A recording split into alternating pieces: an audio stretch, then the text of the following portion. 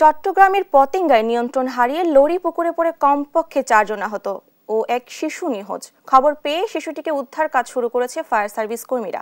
ঘটনাস্থলে রয়েছেন সহকর্মী AKM নাজিম। সরাসরি চলে যাব তার কাছে।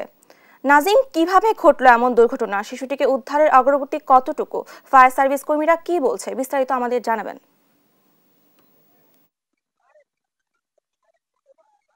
জি ডানা, আপনি যেমনটা বলছেন আসলে আজ রাত 8:30 থেকে 9টার দিকে আসলে একটি কন্টেনার বাহী লরি হঠাৎ এই পতেঙ্গার যে এয়ারপোর্টে যে সড়ক রয়েছে সেই সড়কে এসে হঠাৎ করে 4-5 জন লোককে নিয়ে পুকুরে পড়ে যায়। তারপর পরে স্থানীয় যারা রয়েছেন তারা দ্রুত এই 5 জন থেকে 4 জনকে উদ্ধার করতে পেরেছে। তাদের মধ্যে 3 জন আহত হয়েছে বলে আমরা জেনেছি এবং এখনো পর্যন্ত একটি শিশু নিখোঁজ রয়েছে।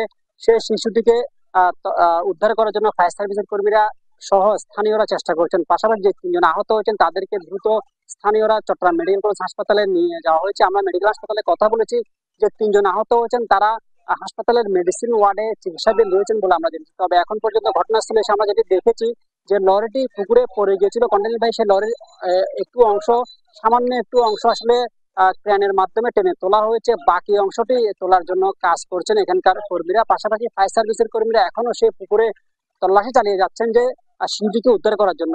তবে শিশুটি কি জীবিত আছে নাকি মৃত সেই বিষয়ে এখনো আমরা কিছু জানতে পারিনি। তবে ফায়ার সার্ভিসের কর্মীরা বলছেন ঘটনা খবর পাওয়ার পরপরই তারা ঘটনাস্থলে এসেছেন এবং আসার পরে তারা উদ্ধার অভিযান চালাচ্ছেন। এখানে স্থানীয় যারা স্থানীয় লোকজন রয়েছেন তারা সহ আসলে এই উদ্ধার অভিযান চালাচ্ছেন।